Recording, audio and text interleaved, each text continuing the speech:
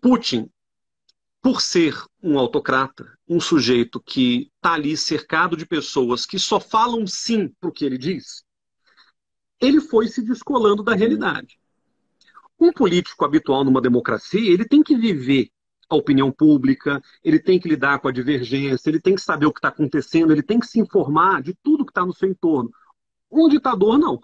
Um autocrata, ele está numa posição mais É. confortável e justamente pela brutalidade do método do Putin de lidar com certas coisas, dos envenenamentos, às perseguições, aos cancelamentos, etc., É, ninguém vai ninguém ter vai coragem discordar. de discordar, né? Então, é claro, ele é um sujeito arguto, inteligente e tudo mais, mas não adianta. Você pode ser o inteligente o que for, mas se as informações não chegam para você em sua plenitude, você não vai conseguir tomar uma decisão correta. E aí eu acho que o Putin errou em quatro coisas, Leda. Um, o Putin subestimou terrivelmente a capacidade de resistência da Ucrânia. E eu digo isso porque é o seguinte, o Putin veio com um discurso, o primeiro discurso dele era: a OTAN me ameaça e se a Ucrânia tentar qualquer coisa, eu vou invadir, né? Só que teve uma virada nesse discurso. Lembra que eu falei que ele fala muito de religião ortodoxa, civilização eslava? O Putin escreveu um texto que, quando eu li, eu me assombrei. No dia 12 de julho do ano passado, para quem quiser depois procurar, tem no site do Kremlin. Tá? É um texto que ele escreveu Nossa. público. É um texto de umas 10 laudas, é uma coisa longa, em que ele, o texto se chama Sobre a unidade histórica entre Rússia e Ucrânia. E é um texto em que ele discorre sobre por que ele acha, com base em fatos históricos, que Ucrânia e Rússia sempre foram a mesma coisa e que, portanto, nunca poderiam ter se separado. E nesse texto, inclusive, ele fala super mal do Lenin, que ele fala que foi o Lenin que deu a Ucrânia aos ucranianos. Ele fala que a Ucrânia basicamente não existe, não teria o direito de existir. Né? E por que esse texto me assustou muito? Porque, ao negar o direito ucraniano de existir, é claro que eu tenho um jornalista que até falou assim, parece até o Mein Kampf do Hitler, né? Parece uma grande declaração contra um povo, etc. Eu acho que não chega tanto, obviamente, não é o Mein Kampf do Putin, mas, de alguma forma, é uma declaração de que, para ele não acha que os ucranianos tenham direito de existir. E nisso, Leda, eu acho que ele comete um erro tremendo. Além da barbaridade, que é você negar a um povo o direito de ser povo, tem uma outra É, questão que é a seguinte: ele escreve aquele texto ignorando que existe toda uma história de nacionalismo ucraniano que não tem nada a ver com a Rússia. Que é um nacionalismo, inclusive, que se construiu em oposição à própria Rússia. E isso é fundamental para a gente entender qual é a questão ali. O Putin diz, a certa altura do texto, que a Ucrânia, por nunca ter sido independente antes da independência da União Soviética em 91, eles nunca tiveram nacionalismo. O único nacionalismo que eles tiveram foi na ocupação alemã nazista nos anos 40 e que, portanto, todo o sentimento nacionalista ucraniano é igual a nazismo. O que é uma loucura, o que não faz sentido nenhum. Não, mas é por isso que quando ele nossa. fala lá no discurso de guerra, eu quero desnazificar a Ucrânia, ele está dizendo isso, eu quero acabar com o sentimento nacional Uhum. ucraniano. Leda, 30 anos depois de um país independente, Que ele julgava muito claro, frágil, né? mas não é Muito sem frágil. importância para os Agora, qualquer ucranianos. pessoa, eu acompanho esse conflito há muito tempo, qualquer pessoa que acompanhou a chamada, para quem está nos ouvindo lá, depois procura no Google, Revolução Laranja de 2004, depois as manifestações sangrentas na Praça Maidan em 2014, 2013, 2014. Quem acompanhou o que foi a Ucrânia independente dos últimos 30 anos, jamais cometeria o equívoco de negar o nacionalismo ucraniano. Esses caras existem, né? Os ucranianos, eles se sentem parte de uma sociedade. E não tem como sonegar isso deles. E aí, na hora em que ele invade sob esse argumento mequetrefe, com perdão da palavra, de que a Ucrânia não existe, de que é tudo Rússia. Me lembrou ali do Saddam Hussein invadindo o Kuwait, falando, é tudo irmão, são nossos irmãos. Não tem nada de irmão. Nós somos um país independente, não vem com essa de querer nos invadir. Então, na hora em que ele invade, a reação do povo ucraniano É claro, há reações variadas, né? Tem gente que é mais pró-Putin, tem a população que é etnicamente russa, mais para a fronteira, mas, de uma maneira geral, o próprio Putin entendeu que ele teve uma resistência ali que ele não esperava ter. Então, esse foi o primeiro erro, eu diria, o mais fundamental. As pessoas estão pegando em arma. Eu acho até isso um perigo, porque quando acabar o conflito, você vai ter muita gente armada que não era para estar armada. Mas as pessoas estão pegando em arma, as pessoas estão resistindo. Você tem batalhões internacionais, gente indo do mundo inteiro ajudar a fazer coquetel Molotov, aquela coisa. Então, eu acho que é um lado que o Putin leu mal sobre a realidade ucraniana e está pagando o preço disso. Qual que é o preço? O prolongamento do conflito. Outro erro, ele subestimou terrivelmente a própria capacidade militar da Rússia. Eu venho, aliás, dizendo isso.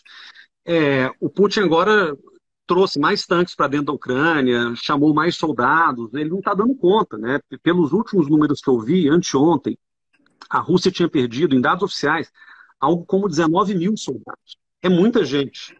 É muita gente. Não, e é muita gente para um momento da história, Leda, em que todo soldado tem perfil do Facebook, tem conta no Twitter, são pessoas reais, tangíveis, que você consegue dar nome, sobrenome, botar um videozinho. Então, você individualizar essas histórias de pessoas que morreram de um lado e do outro, isso vai gerando um desgaste da opinião pública de lado a lado. E mais, a última vez que a Rússia foi efetivamente testada num campo de batalha complexo foi no Afeganistão nos anos 80.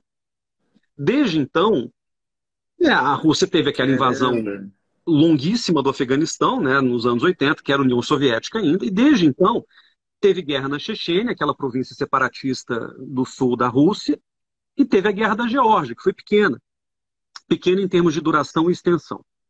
Ou seja, é a primeira vez em quase 40 anos que a Rússia está sendo testada efetivamente no seu poderio militar.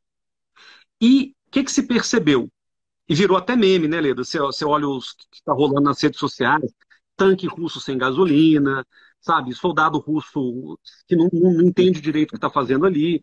Eu acho que isso tudo reflete uma falta de preparo, uma falta de planejamento que está cobrando também o seu preço.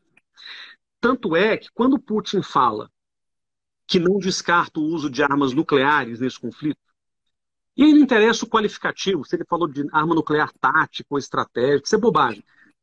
O mero fato de a gente estar em 2022, a Guerra Fria acabou-se há 30 anos, e um sujeito ameaça um país com armas nucleares, é muito sintomático do desespero que a Rússia se encontra hoje para resolver esse conflito.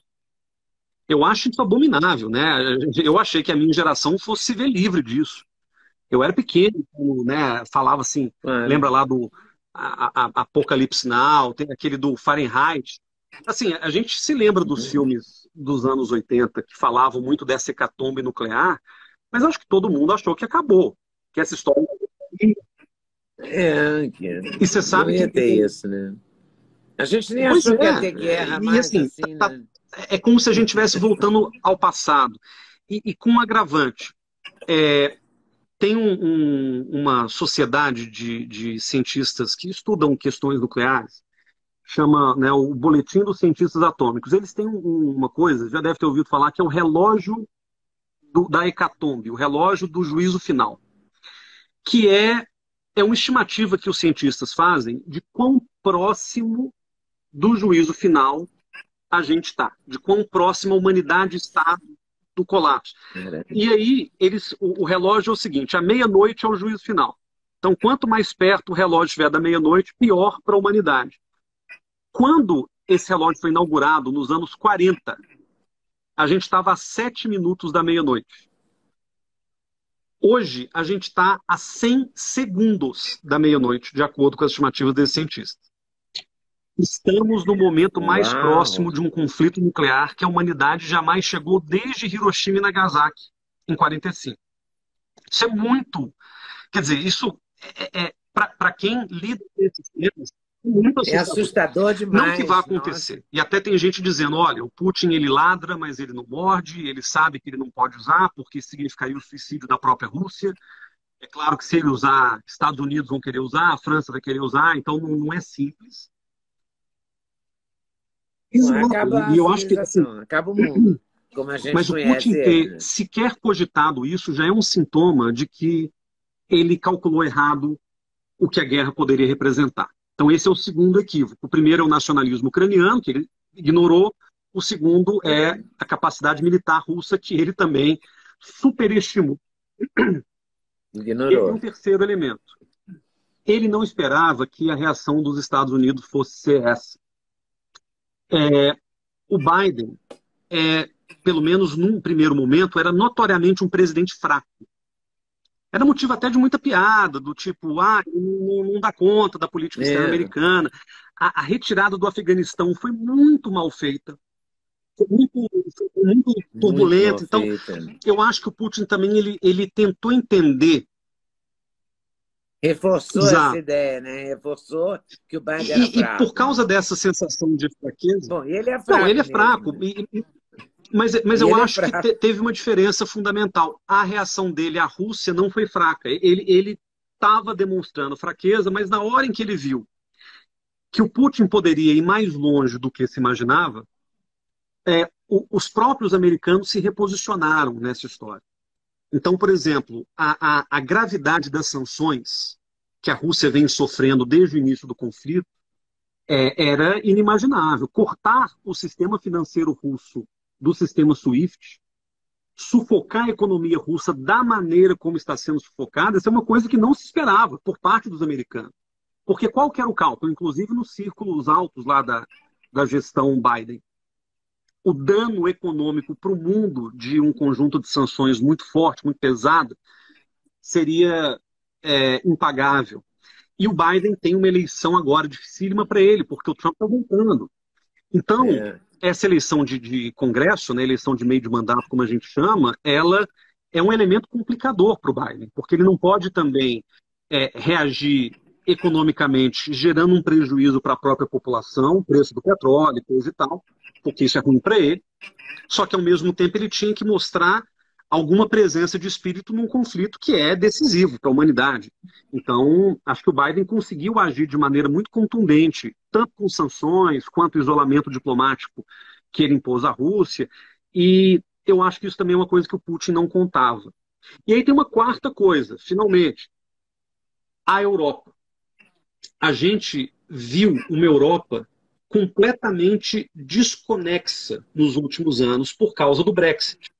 Então, a Europa meio que se esfacelou. A União Europeia estava com os dias contados, né?